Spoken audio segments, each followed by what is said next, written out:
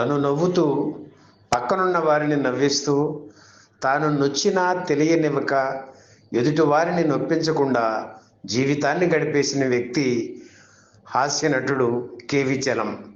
పరిశ్రమలో ఆయన ఎరుగని వారు లేరు, అలాగే ఆయన్ని ఎరుగని వారు కూడా లేరు. ఇక ప్రేక్షకుల సంగతి చెప్పనే అక్కర్లేదు. తెరపై ఆయన చేసే హాస్యాన్ని తలుచుకుని ఇప్పటికీ నవ్వుతుంటారు. కేవి చలం చాలా సరదా అయిన మనిషి. ఎవరు కనిపించినా మాట కలిపేసి ఏదో మాట్లాడి తన మీద తనే జోకు వేసుకొని, నా మీద నేను వేసుకున్న జోకుకు న్యాయంగా మీరు నవ్వకూడదు కదా, అందుకే అది కూడా నేనే చేసి పెడతానండి అని నవ్వేసి వెళ్ళిపోయేవారు కేవి చలం. 100 చిత్రాల్లో నటించి హడావిడిగా ఏదో పని ఉన్నట్లు పైలోకానికి వెళ్ళిపోయిన కేవి చలం సినీ జీవిత విశేషాలు ఈ వీడియోలో చూద్దాం. తెలుగు చిత్ర పరిశ్రమలో చలం పేరుతో 2 హాస్యనటులు ఉండేవారు. ఒకరు కోరాడ సూర్యచలం, మరొకరు కడలి వెంకటచలం. ఇద్దరిది పశ్చిమ గోదావరి జిల్లా కావడం గమనార్హం. హాస్య పాత్రలతో చలం కెరీర్ ప్రారంభించి హీరోగా ఎదిగి నిర్మాతగా కూడా రాణించారు. అప్పటికే చలం పేరుతో మరో నటుడు ఉండడంతో కడలి వెంకటచలం చిత్ర పరిశ్రమలో కేవి చలంగా పరిశ్రమలోకి అడుగుపెట్టారు. చాలా ఏళ్లుగా చెన్నైలో స్థిరపడిన తెలుగువారు మాట్లాడే భాష కలగాపులగంగా ఒక రకమైన యాసతో ఉంటుంది. దాన్ని మద్రాస్ తెలుగు అంటారు.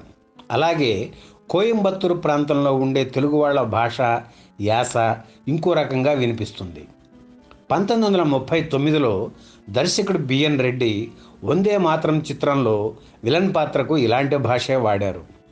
ఆ పాత్రను పోషించిన రాజా బాదర్ చాలా సహజంగా నటించి మంచి పేరు తెచ్చుకున్నారు. తర్వాతి కాలంలో ఆ భాషను యాసను పట్టుకొని కామెడీ కలిపి పాపులర్ చేసి నవ్వించిన నటుడు కేవి చలం. సెట్లో ఉన్నప్పుడు సరదాగా ఆ యాసలో మాట్లాడుతూ అందరినీ నవ్వించేవారు. అల్లూరి సీతారామరాజు చిత్రంలో సంతానం పిళ్ళై పాత్ర పోషించే అవకాశం రావడంతో మద్రాస్ తెలుగు భాషలోనే మాట్లాడి అందరినీ అలరించారు. పెద్దసారి వాడు ఆ ఫారెస్ట్ గార్డు వాడు నిండా కుక్క మాదిరి ఉంటాడు. ఈ డివిజన్లో ఉండే ఆడవాండ్లు మగవాండ్లు సీతారామరాజు కాండ్ల మీద పడి మొక్కుతాండ్లు సార్ వాడు అంటూ డైలాగులు చెప్పి అందరినీ అలరించారు.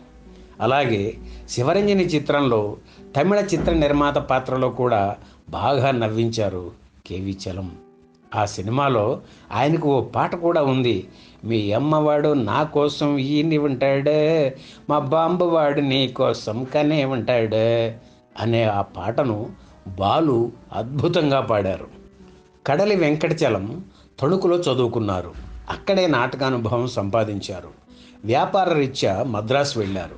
సినిమాల్లో నటించాలనే కోరిక మొదలైంది. మద్రాసులో నాటకాల్లో చిన్న చిన్న పాత్రలు పోషించారు. డాక్టర్ రాజారావు బృందంలో చేరి కొన్ని నాటకాల్లో నటించారు. రకరకాల యాసల్లో మాట్లాడడం ఆయనకు ఓ సరదా. మద్రాసు వెళ్ళిన తొలి రోజుల్లో అద్దె ఇళ్ల కోసం తిరుగుతున్నప్పుడు ఇంటి యజమానులు వచ్చి రాని తెలుగులో మాట్లాడే విధానం ఆయన బాగా గమనించారు. అదే ప్రాక్టీస్ చేసి అల్లూరి సీతారామరాజు చిత్రంలో పిళ్ళై పాత్రకు వాడారు. విజయవారి సత్యహరిశ్చంద్ర తదితర చిత్రాల్లో చిన్న చిన్న వేషాల్లో నటించిన హీరో కృష్ణ తొలి చిత్రం తేనె మనసుల చిత్రంతోనే అందరికీ తెలిశారు కేవి చలం. ఈ చిత్రంలో ఇంగ్లీష్ను తెలుగులో మాట్లాడే మేనేజర్ వేషం వేశారు. Come hero what do you want అంటూ ఆయన చెప్పిన డైలాగులకు ప్రేక్షకుల నుంచి మంచి స్పందన వచ్చింది. అలాగే బందిపోటు దొంగల చిత్రంలో కూడా మిస్టర్ అమెరికా వేషం కూడా అందరినీ అలరించింది. ఇక అక్కడి నుంచి కేవి చలం కమెడియన్గా మారి 100కు పైగా చిత్రాల్లో నటించారు. దాదాపుగా అన్ని హాస్య పాత్రలే. పశ్చిమ గోదావరి జిల్లా తణుకు సమీపంలోని చివటం గ్రామస్తుడైన కేవి చలం చాలా చాలా సరదా మనిషి. మలయాళీ బెంగాలీ భాషలే కాకుండా చైనీస్ రష్యన్ భాషలు కూడా మాట్లాడుతుండేవారు. ఆయన మాట్లాడే విధానం చూసి ఆయనకు ఆ భాషలు వచ్చేమో అనే అనుకునేవారు అందరూ. దర్శకరత్న దాసరి నారాయణరావుకు కేవి చలం అంటే చాలా ఇష్టం. ఆయన ఎక్కడుంటే కేవి చలం అక్కడ ఉండేవారు. తన జోక్స్తో దాసరిని నవ్వించేవారు. అలాగే నటభూషణ శోభన్ బాబు, కేవి చలం మంచి మిత్రులు. శోభన్ బాబును డాడీ అని పిలుస్తుండేవారు. ఆయన ఆస్తిలో నాకు వాటా ఇస్తారని కేవీ చలం అందరితో చెబుతుంటే శోభన్ బాబు నవ్వుతూ వినేవారు. ఒకసారి ఓ షూటింగ్లో ఓ చిన్న హీరో నటుడు గుమ్మడితో, ఈ షాట్లో మీరు డైలాగ్ ఇలా చెబితే బాగుంటుందేమో చూడండి అని సలహా ఇచ్చాడు.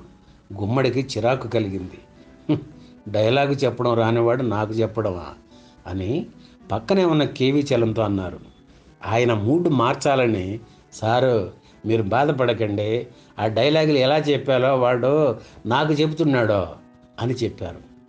1972 జూన్ 30న చివటం గ్రామంలోనే కేవీ చలంకు నరసమాంబతో వివాహం జరిగింది. ఈ దంపతులకు 2 ఆడపిల్లలు, 1 కొడుకు. అయితే రత్నకుమారి అనే ఆమెతో ఆయన సహజీవనం చేసేవారు. ఆ ఇంటి నుంచి ఈ ఇంటికి, ఈ ఇంటి నుంచి ఆ ఇంటికి రోజు వెళ్ళి వస్తుండేవారు. ఆ రోజు అంటే 1980 డిసెంబర్ 5 రాత్రి స్కూటర్ మీద ఆ ఇంటి నుంచి ఇంటికి వెళుతున్నారు. దారిలో మాంబళం రైల్వే ట్రాక్ ఉంది. ఆ సమయంలో రైలు వస్తుండటంతో గేటు వేసి ఉంది. గేటు పక్క నుంచి వచ్చి పట్టాలు దాటుతుండగా రైలు వచ్చి ఢీకొట్టడంతో చలం ఒక పక్క, స్కూటర్ మరో పక్క పడిపోయి ఉన్నారు. అయితే అతను ఎవరో తెలియక మరుసటి రోజు సాయంత్రం వరకు మార్చురీలో ఉంచారు. ఆ సమయంలో దాసరి అద్దాల మేడ షూటింగ్లో ఉన్నారు. రోజు వచ్చే కేవీ చలం సెట్లో కనిపించకపోవడంతో ఆయన గురించి అడిగారు దాసరి.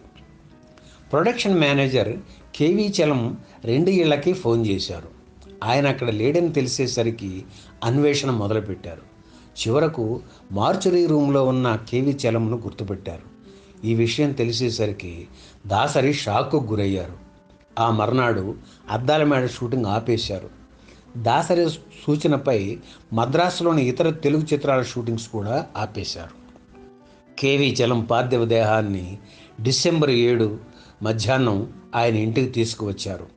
చివరి చూపు కోసం అక్కడే 2 గంటలు ఉంచి ఆ తర్వాత జీపులో భౌతిక గాయాన్ని కన్నమ్మపేట శ్మశానానికి తీసుకువెళ్లారు. దాసరి, శోభన్ బాబు, మురళీమోహన్, మోహన్ బాబు, కైకాల సత్యనారాయణ, అల్లు రామలింగయ్య, ఇతర నిర్మాతలు, దర్శకులు వెంట వెళ్ళారు. కేవీ చలం కుమారుడు అంతిమ క్రియలు నిర్వహించాడు. ఈ అంతిమ యాత్రను ఛాయాగ్రాహకుడు కెఎస్ మణి కెమెరాతో చిత్రీకరించారు.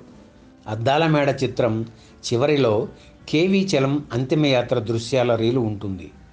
మరణించే నాటికి కేవీ చలం వయసు 35 ఏళ్లే. మంచివాడుగా అందరి మన్ననలు పొందిన చలం ఇలా అర్ధాంతరంగా తనువు చాలించడం బాధాకరం. ఆయన కుమార్తె దేవిని ఎమ్మెల్యే ఏడుకొండల చిత్రంతో నటిగా పరిచయం చేశారు దాసరి. ఈ వీడియో మీకు నచ్చితే లైక్ చేయండి, షేర్ చేయండి, వెంటనే సబ్స్క్రైబ్ కూడా చేయండి.